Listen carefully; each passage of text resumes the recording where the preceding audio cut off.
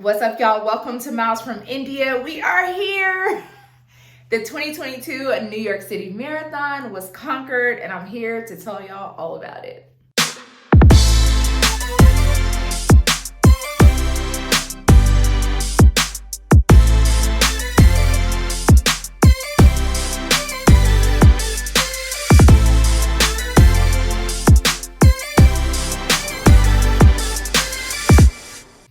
Okay, so listen, I have a portion of, a lot of the portion of my videos are up already. So I gave you the week of the marathon, what I was feeling, as well as the expo day, me getting to New York City, which was an experience, the expo. So definitely click above to be able to watch those videos.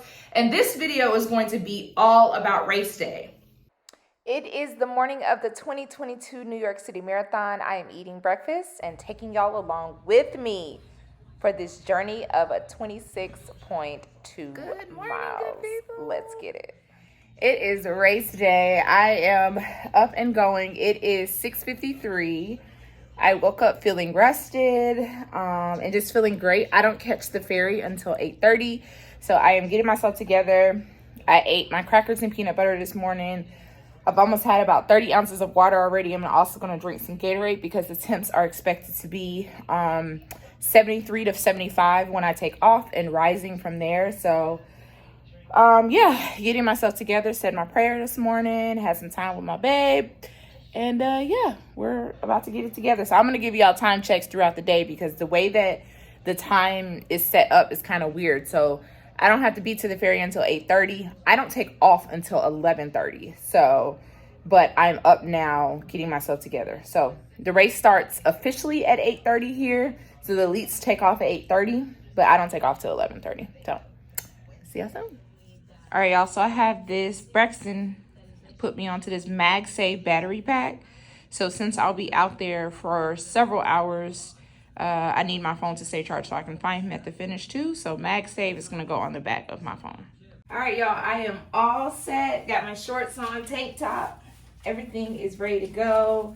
I've got gels for days because I will be out there for a while. So I've got 2 strapped on each side. With my pack, my phone will go in here. I've got wipes. I'm all Vaseline down and ready to go. Last moments before I left for the day.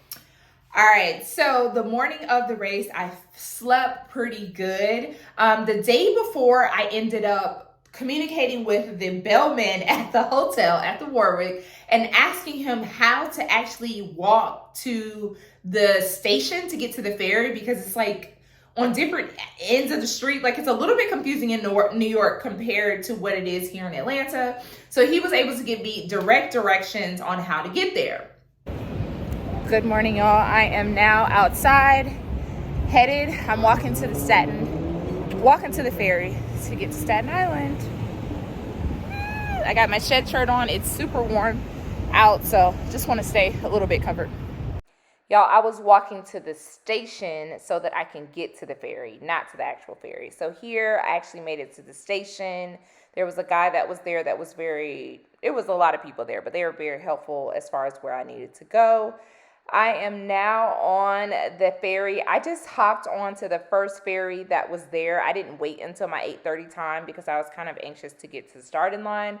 But it was a beautiful views. You could see, if you go to the right side of the boat, you can get the views of the Statue of Liberty, which was amazing. This is what you can see here.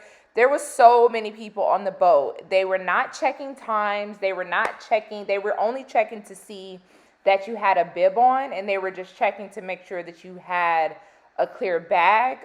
So they were checking those things, but other than that, they weren't checking much of anything else at this point. So I just rode the ferry. It was about 20 minutes or so. There was nice, clean bathrooms on the ferry that you could actually use.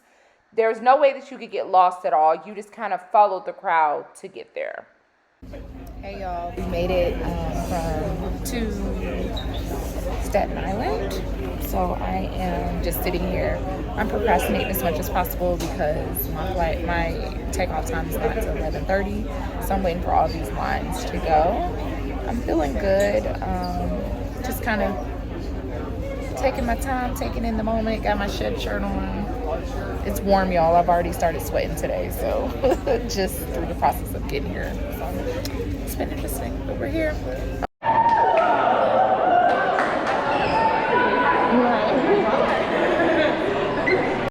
Okay, so I've made it to Staten Island. This is the line for the bus to get on the bus. All right, y'all. So that was the crowd to get onto the buses. And then, so I let that die down a little bit. And then I matriculated over to this area, which is where all those people were going. Ran into a couple friends. Hey, Shantae. A couple friends from some Atlanta and BGR running groups. But literally the organization of getting onto the buses was bananas. I heard that previous years it was a lot better, but this year was not good. There was a lot of pushing and shoving trying to get onto the bus. 28 and we're still waiting on the bus. Start time's at 11:30, so we'll see. So I finally made it onto the bus. This is all of my stuff. I was not stressed because I still had 2 hours, but I knew that it was a 20-minute ride to the starting line. So this is where we are as soon as you get off of the bus. They did checks, NYPD did checks of your bags, and then you went through a line to get metal detector wanded down to go through that process. And then you had to walk up this little hill area to actually get to your community space. So everyone is broken down into different color waves. So you had to go into your color wave. So we did a little walk up to that area to get to where we needed to be. This is where I used my donut. I really sat on it. It was the amazing thing because everyone was really sitting on the ground or on top of things. Yeah, this is what the area looked like. They donate those clothes to Goodwill, so that's really, really good to be able to do that. I finished eating some of my crackers and stuff and went from there. Alright, y'all, so it is 10:30. It's 10:30. I take off at 11:30. This is the village. I'm going to turn it around. My area to the corral. Everyone's just kind of hanging out, fueling, stretching, doing everything. So I'm gonna get myself together and relax. I'll see y'all.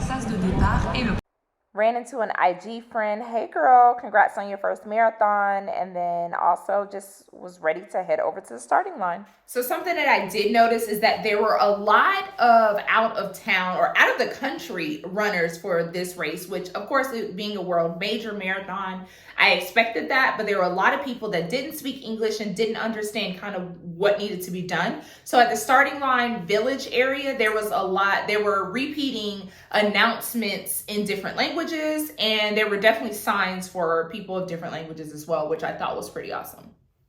Please place items you wish to donate in specially marked clothing donation bin at this time. We do not stop clothing the bridge. That's true. It's truly go time. All right, y'all, so this is a different area than the last video. This is where the actual bridge is. We're set up in our wave. I was the last wave, and the different colors and the bridge is on different levels. So depending upon what area you started in for your corral, and they were checking bibs heavy, that this is where you will line up. So we are about to run to the finish. Run to the start. Players are here. There's Naomi, India. We see CJ. Prospect Park heading back into Brooklyn. Here comes Josie. We've got the Wild. Let's get it. Woo! Let's go, y'all. All right, so we're taking off from here. I was on the top level of the bridge, which they say is the highest incline, but whatever. You don't feel it as much. This is the highest elevation of bridge, but you don't feel it as much because your legs are fresh. But Lord, when I tell y'all, it was a long bridge. Like, I was like, is this ever going to get done? But at the same time, it was so good to start this journey that I started for the whole day and just really enjoy it. They had a good amount of photographers out on course. All right, so let's look at these bridges. So the first bridge obviously was the Verrazano Bridge. As you can see, I powered up this bridge. I decided that I wanted to stick with my 1-1 intervals, and I did pretty well on that, meaning 1 minute run, 1 minute walk, in order to kind of stay within the pace that I wanted. I was able to stick with that for the first couple miles, and then I think once we got into Brooklyn, everything just kind of fell apart. Now, Brooklyn was literally the first like 10, 11 miles of the race. Like, it was a very long part of the race, but it was very enjoyable. As you can see, party, party, party. Let's all get wasted, literally. It was definitely a good time. Brooklyn, y'all. Welcome to Brooklyn. So there was different corrals and colors, and the corrals and the colors did not merge together until mile 3 or 4. So in some of the video, you will see how I'm like split by some blue tape or by barricades, and that's because the runners from the different corrals kind of merged in different areas. So that means that there are some runners that ran a different route than others, which was fine for me. You didn't notice it. You just kind of went on about your way and followed the people in front of you. 5K, baby, 5K. So of course, because I started at 11:30, it got really, really hot. I remember very distinctly at like mile 4, 4.5, this lady gave me a cup of ice. Y'all, it was the best ice. It was like ice from God. Like, it was the best cup of ice I could have ever had. And I literally sucked on that, crunched on that, and it just really got me through the first little bit of the race, because it did get very hot and humid. And for those that keep saying you train in Georgia during the summertime for the heat and humidity, what people don't realize is that when you train in hot and heat and humidity, we get up at the wee hours of the morning to try to miss the heat and humidity. Even though I did shorter runs, but longer runs, we get up super early so that we miss it. We're not starting midday. Let's go! Let's go! All right, y'all. So these are my friends at mile 7. Oh my goodness, I completely enjoyed it. This was around mile 7-ish. Black Men Run. Showing love to me, giving me the confetti bomb. I absolutely loved it. It was an amazing feeling. Of course, at this point, I was still super fresh, so I was able to give all the hugs and run right along.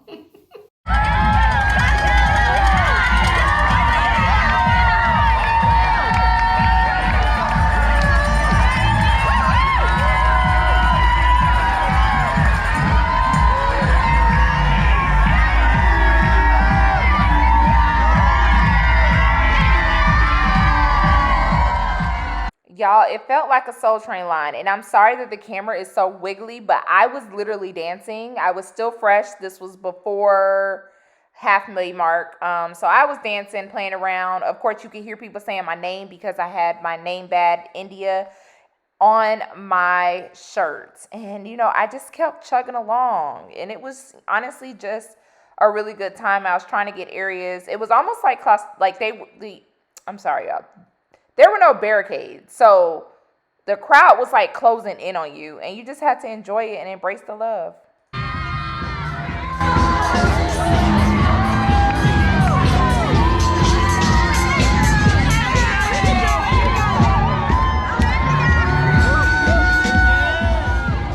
Okay, and just that quickly, the course took a turn. This was around mile 10-ish.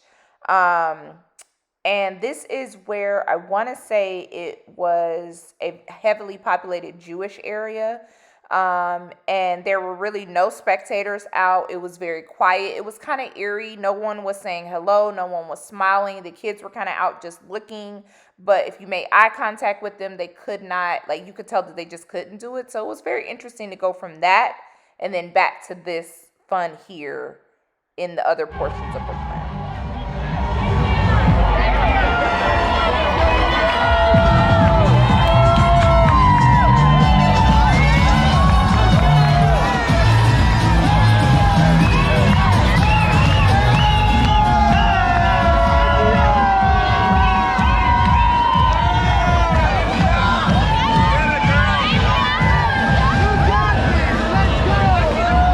So some of y'all may be asking, when did the wheels fall off? So when I saw Bernadette and 300 pounds of running, I think I pronounced his name wrong before. But anyway, when I saw them, I was still feeling okay. I think it was when we got to Queensboro Bridge area. That was right before I saw Braxton at mile 16. Like the halfway mark, I knew that it was going to be a long second half of the race. And I was just like, at the end of the day, literally just get to the finish line. So that's how I was feeling, y'all. The Queensboro Bridge was... If you ask people about that bridge, they're going to probably give you the same example. So it was going long. It was very steep. There was like potholes and stuff like that. Like you just had to really be careful. But I did take a second, and unfortunately my GoPro died at this moment. I did take a second to kind of look around to see what was going on. The views from the Queensboro Bridge were absolutely amazing. I will drop a picture here from someone else took. But it was really, really pretty. And it was one of those moments where I'm like, I wish that I was in a better mental space, like enjoying the moment at that time to where I could really enjoy these views instead of kind of looking down in front of me, trying to make sure that I'm still moving one foot in front of the other. Just to let you guys know, when you're on this bridge, there's no other spectators. There's a couple other New York Roadrunner workers that are there to make sure medical emergencies or nothing happens on the bridge. But for the most part, and there was a couple camera people, but for the most part, there's no one else there but you and the runners around you. And at this point, at halfway, majority of the runners that were out there with me were on the struggle bus right with me. So they weren't really helping, but there was a couple guys that were like, hey, keep going, you got this. And I was just like, I'm just trying to keep in this space. And honestly, at this point, I'm like, I'm just trying to get to mile 16. Like, I knew that right after that bridge, Braxton was going to be there. And so that was my focus, was to physically get to him. Now, as you can see, this is a little bit past like mile 16.2 something where I saw Braxton. So Braxton called me and he said that the tracker had me well ahead the 16 mark. So the tracker was a little bit off, but I hadn't passed that mark yet. So he was making sure he didn't pass me. Listen, I came off that bridge, busted that left, and he was right there, y'all. It was so awesome to be able to see him. Now, what I will say is that I knew in past years when I had cheered on the New York City Marathon, that was the bridge that I was at. And they tell you that there was like this roar of people that are there. Unfortunately, because I guess because I was in the back of the pack, I didn't get that roar, but my roar was from my bae. So I appreciate that he was there, but there wasn't a lot of people in that area cheering you on, which was fine for me. Because Braxton was there, he gave me some liquids and a kiss, of course, and just told me to keep going. I literally told him that everything hurts. And that's why my face looked like that in the picture. So honestly, at this point, when I got into the 20s, I knew that there were some people that were expected to be out cheering me on, that I felt like because I took so long to get where I thought that I was going to be, they weren't out there. So I did start to get kind of frustrated in my mind, like, and think about the love or the lack thereof for the back of the pack runners, because if we don't start to 11:30 and people are out there to see the elite at 8:30, like, they have had a long day. So no, I wouldn't expect them to be there, but it just kind of like tells you the back of the pack runners need love too. And sometimes the spectators don't stay, the groups don't stay. All these groups that say that they're inclusive with, we are inclusive with back of the pack in all paces. If you're inclusive, stay out there for the back of the pack runners too, to cheer on them. Don't just leave when 10-minute miles go through. Like, prepare or to have different sets of group out there. Like, if I was to make my own run group, that would be something that I would focus on, is ensuring that for these big major races, there's groups of people that are going to be out there for first shift and second shift and the last shift to like cheer people into the end. So unfortunately, I did start to think about that, but it kind of went out the window at some point because I ran into Courtney. I don't remember what time period this was or what mile it was. I know it was mid-20s. But I saw her, and to see her, and I think we were definitely in Harlem, to see her, it was amazing. And I was just crying, and let me tell y'all, my tears, I know that they were there, but I don't know if I was so exhausted to where they weren't dropping. I don't know. But anyway, I know that I was physically crying, but I don't know if anything was coming out. But I'm going to show the clip here.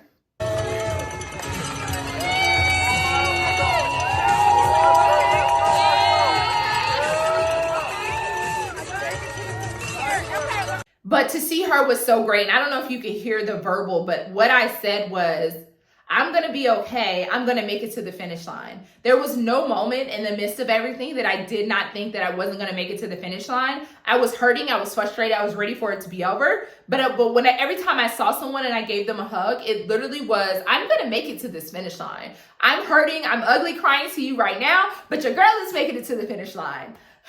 She walked with me a little bit. She told me how amazing I was. And, during that time, I needed all of that. But as I go back to the thoughts of the run group, I get to about mile 23 and I see Devon Cully.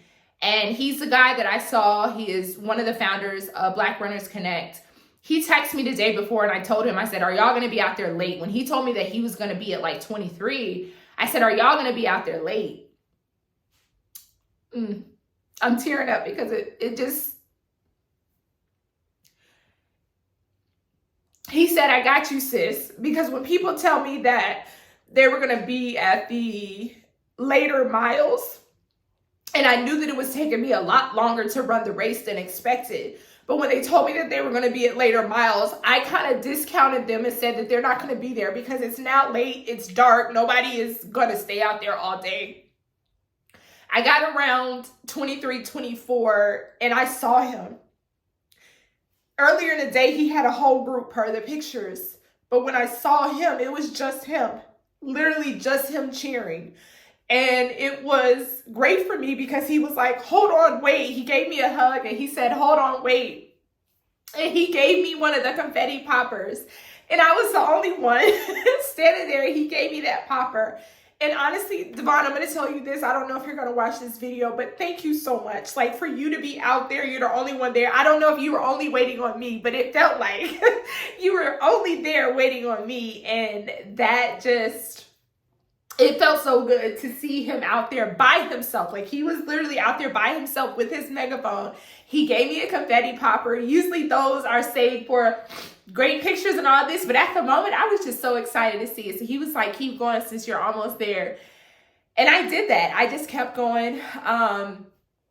Braxton called me at one point because the tracker cut off.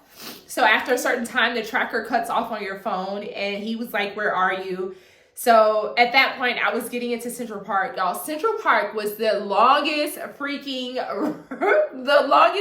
part. It was just a very long process. I felt like it was, first of all, it was hilly, but second of all, and I'm sorry, y'all, getting emotional. It was hilly, it was dark, and it just felt like it was less crowd support, less lighting per se, to see everyone. And so it was a little bit difficult, but Braxton ended up calling me because the tracker went off, and obviously people kept calling him.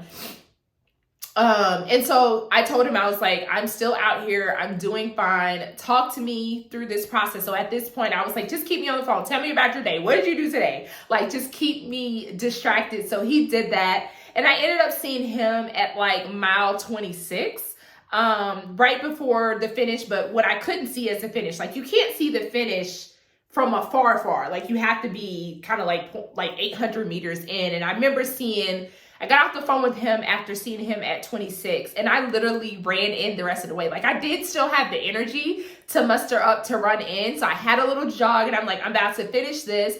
There was still some spectators out there closer to Central Park, which is really, really good. I was a little frustrated by pedestrians because I felt like they were just walking in the park or riding bikes in the park, and there was a couple that passed me that were a little close. And like, at this point, my legs are not stable. Like, I've been walking for 6-7 hours. And so it was one of those things where I was like, I feel like they didn't respect the fact that there was a full race going on out there. So it was frustrating about that. But y'all, let me tell y'all about this finish line. So I absolutely love Allie on the Run podcast. As a podcaster, I absolutely love her. I knew she was going to be a finish line announcer, but I didn't expect to see her at the finish line. But long story short, she called my name across that finish line. I was super excited to be able to see her. She also put the medal around my neck, and I was also able to connect with Erica of New York Road Runners, y'all. It was the most amazing finish line moment. Just didn't expect to see either one of them, and they honestly just made my day. I got my medal. I walked off, and this was the only picture that I could get of myself. It was not the best picture, but it was the only picture that I could muster up. And then I was given this amazing poncho. Now, y'all, it's 70 something degrees outside still. The poncho was amazing to have, a great quality poncho. But when I tell y'all it was hot as hell when I got to the finish line and I didn't need that poncho, I just kind of like put it around me and I just like went on about my business. So at this point, I got a couple pictures and Braxton was like, we had already planned to meet me at Family Area K. So by the time I got done, I realized I was asking people where the family area is, and they kind of were basically telling me it wasn't there anymore. So I was like, well, how am I going to meet my family if the family area is not there anymore? Which was frustrating for me because it's like now I have to figure out how to meet my family. But because of the time that I started, they had already started taking those things down and no one could direct me to the family area. So I'm calling Braxton, trying to figure out which street he's on. He's on the other side of whatever it was. I knew that our hotel was at 54th Street and we were coming out at 67th.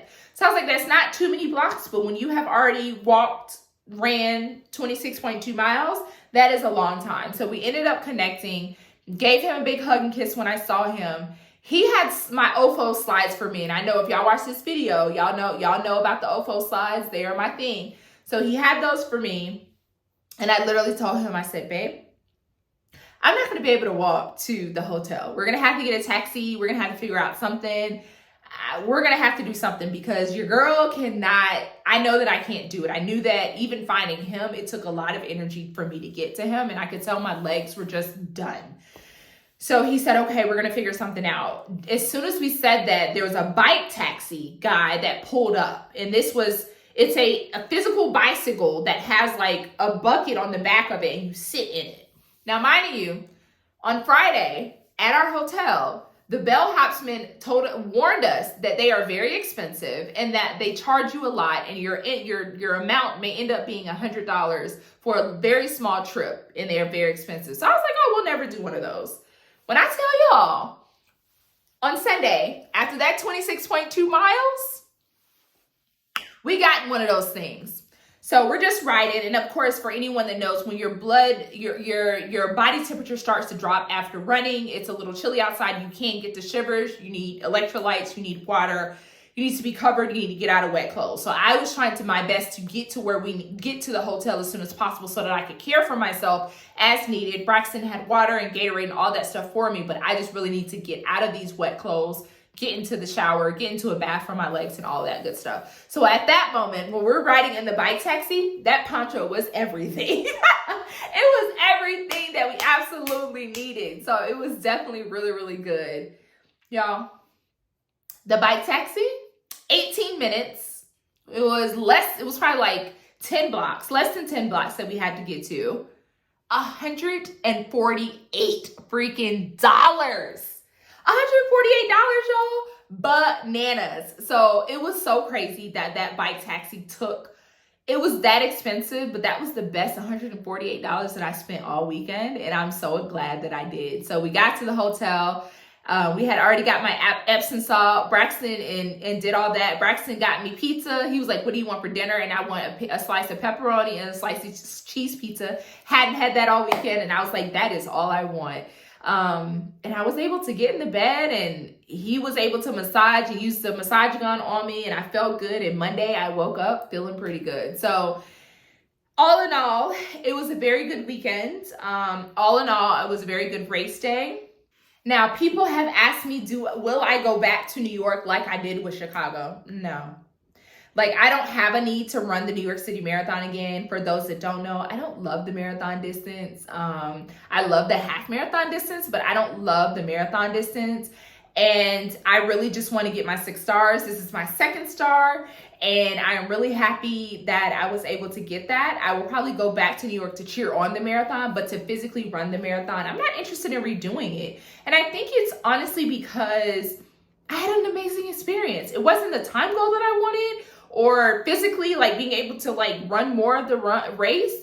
But I honestly feel like it was the experience that I needed. Like, I don't think that I will ever get my name called again at the starting line. I don't think that I will be able to ever get my finish line experience was so amazing. Having so many people on the course that I knew, like to have all of those people and all of those special moments for me, I don't think that I can redo that. And so for me, the experience of those things, the highlights of my experience through the 26.2 miles, of course, there were not so great moments, but for the most part, there's so many more good moments that I like really took in. And I don't think I can relive those. And I don't want to mess that up. So I'm going to sit very well with this medal, with that experience, remember all of the amazing things, and also remember the not so great moments that I pushed through, that I got through, that got me to the finish line. So at the end of the day, I am here, I am excited, and I'm just very happy that it happened. All right, y'all, so that is pretty much the story.